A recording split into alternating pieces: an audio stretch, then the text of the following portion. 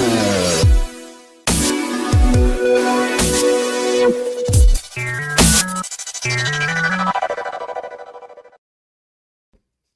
Sobat Bipos, kita kembali lagi masih di Bitok, Banjarmasin Pos bicara apa saja. Masih bersama dengan Pak Diki, Wakil Ketua Komisi Informasi Kalimantan Selatan, dan Ridwan Nur, anggota Komisi Informasi Kalimantan Selatan.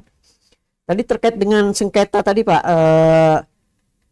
ini bagaimana cara penanganan sengketa itu? Apa seperti sidang di yang umum lazim di ini atau gimana nih Pak? Mungkin Pak Diki mungkin.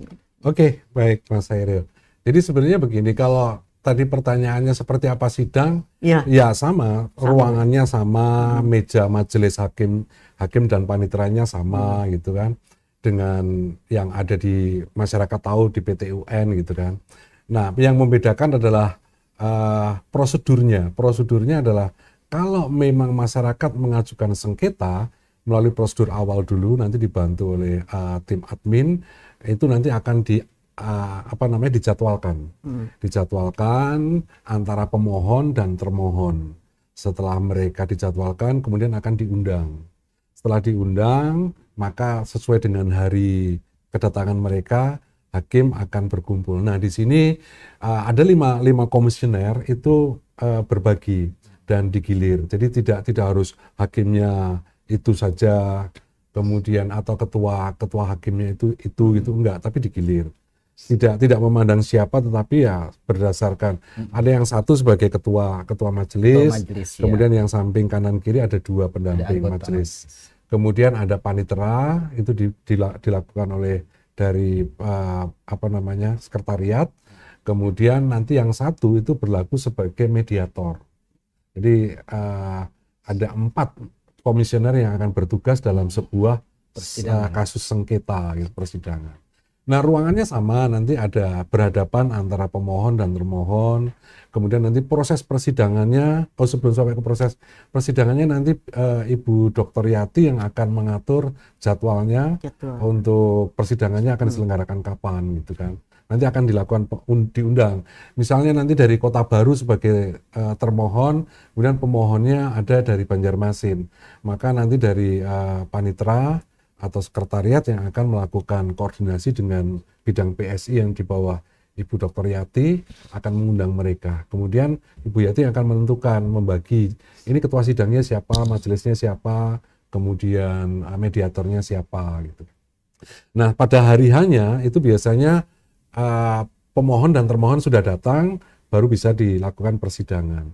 Seperti biasa, standarnya adalah sebelum majelis hakim itu masuk, oleh panitera dipersilakan berdiri, pemohon maupun termohon, dan tamu undangan atau tamu yang karena sifatnya terbuka, yang ada dipersilakan berdiri. Begitu masuk, nanti majelis akan mempersilahkan duduk, kemudian berlanjut kepada persidangan. Nah, persidangan dimulai dengan memeriksa dahulu legal formalnya dari masing-masing. Legal formal dari pemohon dulu. Pemohon legal formalnya misalnya pemeriksaan KTP, nah identitas diri lah. Kalau dia sebagai pemohon asli, maka ya nggak apa-apa, maksudnya KTP-nya. Kalau dia sebagai perwakilan, kan kadang-kadang ada nih pemohon tapi mewakilkan kepada pengacara atau kepada organisasi yang lain, misalnya LSM. Itu kami dari majelis akan meminta pertama jelas KTP, kemudian legal formal surat tugas atau surat kuasanya seperti apa. Kalau memang itu sudah match semua bisa, baru kami mintakan kepada termohon untuk ikut melihat apakah dia pengen ikut melihat atau tidak. Kalau dia cukup ya udah, gantian nanti yang termohon kami periksa juga legal formalnya. Karena kadang-kadang yang menjadi termohon itu misalnya kepala dinas SKPD karena kesibukan nggak bisa hadir, diwakilkan. Nah, itu juga bisa kami legal formalnya mintakan KTP-nya, kemudian surat kuasanya seperti apa. Apakah dia memang berwenang penuh atau hanya sekedar mendengarkan saja. Itu kan langkah-langkah agar memudahkan kita majelis ini menentukan langkah-langkah berikutnya. Itu prosedurnya seperti itu.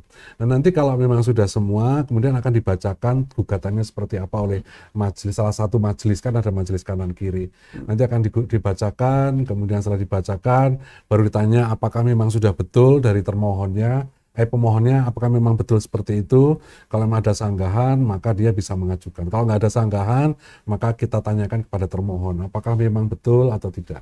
Nah, itu akan berlanjut terus. Nah, biasanya kalau memang itu nanti sudah ada, maka majelis juga akan memberikan kesempatan kepada pemohon dan termohon ini untuk dimediasi dulu. Iya. Kalau memang bisa dimediasi, maka mereka mau dimediasi, maka majelis akan menunda, atau istilahnya itu adalah memberhentikan sebentar, kami keluar, kemudian nanti yang masuk adalah mediator. Nah, di situ mediator berfungsi untuk membuat kesepakatan kedamaian itu seperti apa. Kalau memang nanti ada kedamaian, ya nanti akan masuk lagi, diatur oleh panitera, kesusahannya seperti apa, aturannya seperti apa, maka sengketa dinyatakan damai, berakhir damai. Tetapi apabila masih ada permasalahan-permasalahan yang muncul, maka akan dilakukan penundaan atau ditutup sementara, kemudian akan dilakukan penjadwalan ulang. Itu juga ada kasus yang satu kali bisa langsung mediasi, ada yang sampai beberapa kali harus tertunda-tunda gitu. Jadi prosedurnya seperti itu. Sama. Kalau untuk proses waktunya itu Pak lama atau berhari-hari atau hari itu juga atau maksudnya proses pelaksanaan penyelesaian sengketa. Oh, penyelesaian sengketa tergantung dari termohon dan pemohon. Ya. Jadi intinya sebenarnya tergantung kepuasan masing-masing ya. Iya. Kalau pemohonnya merasa puas ya bisa cepat. Kalau termohonnya merasa tidak puas ya bisa lama gitu kan. Jadi tergantung itu. Nah, disitulah fungsi majelis itu membacakan, kemudian memberikan penerangan kepada mediator. Makanya komisioner itu nanti juga punya sertifikasi sebagai mediator, dan untuk mendapatkan sertifikasi mediator ini juga tidak segampang orang mengira. Itu melalui perjalanan panjang sekolah lah istilahnya, dengan biaya yang cukup gitu kan. Jadi kursus-kursus, karena memang itu dianggap vital juga untuk menjadi mediator itu. Pak Ridwan mungkin bisa menambahkan hasil dari penyelesaian sengketa itu mungkin bersifat seperti apa Pak nanti? Apa harus dilaksanakan terlapor atau seperti apa Pak? Hasil dari sengketa tersebut berupa amar putusan nanti Amar yang putusan. akan meminta misalnya kepada termohon itu untuk memberikan informasi tersebut. Tetapi sebelum masuk sengketa itu, tadi kan sudah disampaikan bahwa proses-proses permohonan informasi tersebut kepada badan publik. Si pemohon datang ke badan publik, waktunya adalah 10 tambah 7 hari kerja, kemudian selama 17 hari kerja, 10 hari plus 7 hari kerja itu ditanggapilah oleh badan publik misalnya kan. Tetapi misalnya tanggapan tersebut tidak sesuai, kemudian membebankan biaya yang cukup tinggi misalnya terkait permohonan informasi tersebut. Nah, maka si pemohon informasi publik itu diberikan kesempatan untuk istilahnya itu menyampaikan keberatan kepada atasan PPID-nya itu. Jadi selama 30 hari itu diberi waktu, atasan PPID itu harus memberikan respon. Setelah masa 30 hari, badan publik atau PPID itu tidak memberikan respon ataupun juga memberikan respon tidak sesuai, maka si pemohon informasi tersebut nanti bisa melakukan gugatan ke Komisi Informasi. Waktunya itu kurang lebih selama 14 hari. Nah, setelah itu tadi baru prosesnya yang disampaikan oleh Pak Diki tadi, ada proses penyampaian gugatan kepada suatu badan publik, kemudian prosedurnya seperti prosedur sidang pada umumnya. Nanti majelis komisionernya juga ditentukan, dan biasanya kalau informasinya itu informasi yang dinyatakan terbuka, maka biasanya kita arahkan kepada mediasi dulu. Karena memang itu adalah informasi yang terbuka. Nah, bisa jadi kenapa terjadi gugatan tersebut, bisa jadi badan publik tersebut tidak memahami atau belum memahami bahwa sebenarnya informasi yang diminta oleh pemohon tersebut adalah informasi yang terbuka, yang semestinya tidak harus melalui sidang sengketa informasi. Nah, semestinya badan publik tersebut memberikan secara langsung karena sifatnya terbuka.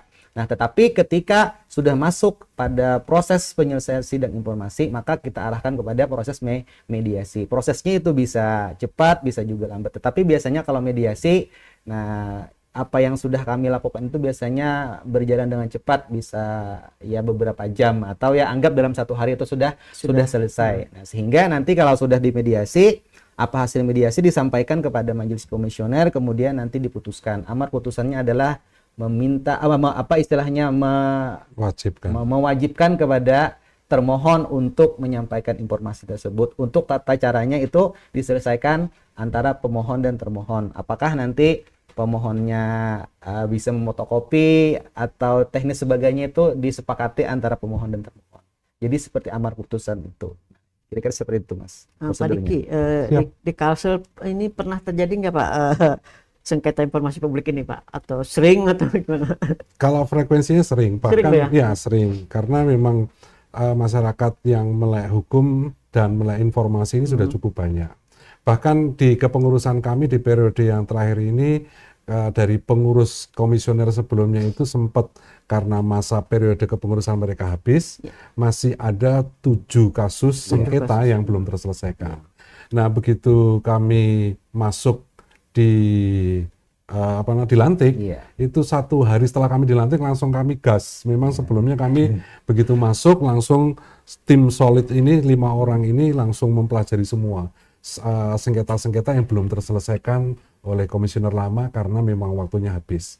Jadi dari 7 kasus ini ada beberapa yang sifatnya memang tingkat provinsi, kemudian tingkat kabupaten kota juga ada.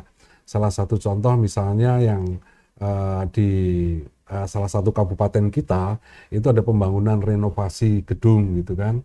Nah, itu ada salah satu anggota masyarakat dan kelompok organisasi mempertanyakan, meminta informasi tentang berapa sih anggaran yang dihabiskan untuk pengelolaan renovasi ini. Mungkin karena ketidakpahaman atau bukan karena ketidakpahaman, karena kesibukan dari pimpinan SKPD ini itu kurang memperhatikan, tidak ditanggapi. Nah, makanya perorangan dan organisasi ini mengajukan sengketa kepada Komisi Informasi. Nah, Komisi Informasi berdasarkan gugatan ini melakukan pemanggilan kepada SKPD yang menjadi termohon. Kemudian setelah kami undang, baru kita pertemukan, ternyata memang pada akhirnya bisa kita damaikan lewat mediasi karena memang itu memang kemungkinan kurang miskomunikasi saja, sehingga pimpinan SKPD yang diminta informasi itu belum menjawab gitu.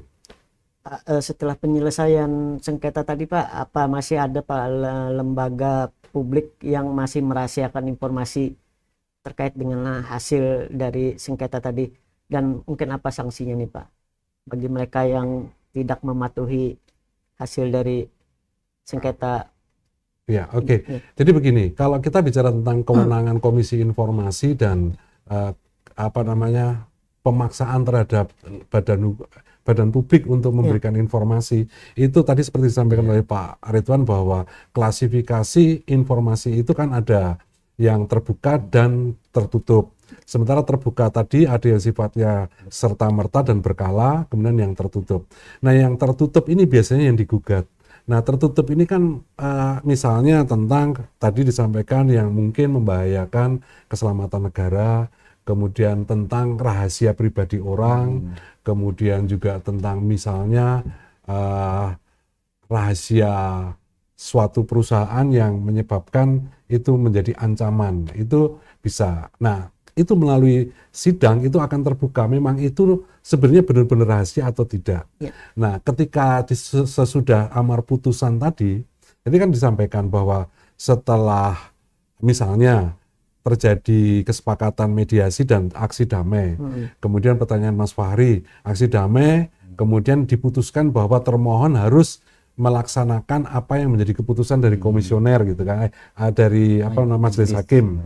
Itu ternyata tidak melakukan kewajibannya, maka termohon boleh mengajukan kepada PT UN. Jadi gini, makanya disebutnya gini, kami komisioner ini adalah memeriksa dan membuat keputusan secara adjudikasi non litigasi. Kami menjadi bekal awal dari masing-masing pemohon itu untuk masuk ke PT UN. Kadang-kadang kalau kita masuk ke PT UN itu kan prosedurnya lama, sidangnya bisa berkali-kali. Tetapi kalau sudah dapatkan putusan dari Komisi Informasi akan lebih mempercepat Iya. gitu. Jadi istilahnya seperti itu. Jadi kalau misalnya pertanyaannya Mas Hairil, Iya. kalau ada badan publik yang ternyata tidak memberikan aksi sebagaimana yang diputuskan, maka pemohon boleh mengajukan kepada PT UN untuk disengketakan secara pidana maupun perdata. Oh, jadi Kalau toh misalnya nanti di PT UN itu ternyata pidana maupun perdata ternyata hasilnya pemohon merasa belum puas, boleh mengajukan lagi ke tingkat yang lebih tinggi, dalam hal ini mahkamah gitu. kalau Pak Ridwan, apa pernah terjadi di Kalsel ini lembaga publik yang masih belum mau terus dilanjut ke PT UN? Pernah terjadi nggak di Kalsel? Kalau selama kami menjabat, ketika diputuskan di majelis komisioner, rata-rata semuanya itu memang melaksanakan apa sih yang Mematuhi, menjadi ya. mematuhi, ya istilahnya mematuhi apa yang menjadi amar putusan di Komisi Informasi tersebut, karena memang dari 7 kasus yang sudah yang ada di tahun 2023 ini, di periode kami ini 4 itu berhasil diselesaikan melalui mediasi, karena memang sebenarnya informasinya itu adalah informasi yang terbuka sebenarnya itu. Nah, jadi ketika amar putusannya meminta atau mewajibkan kepada termohon itu untuk menyampaikan, nah itu disampaikan oleh termohon kepada pemohon itu. Jadi belum ada sih mungkin yang sampai ke Yang PT UN sampai itu. ke- Mungkin kita tidak tahu lah di periode sebelum-sebelumnya mungkin apa Ya. ada atau tidak, kita tidak sampai informasinya ke sana.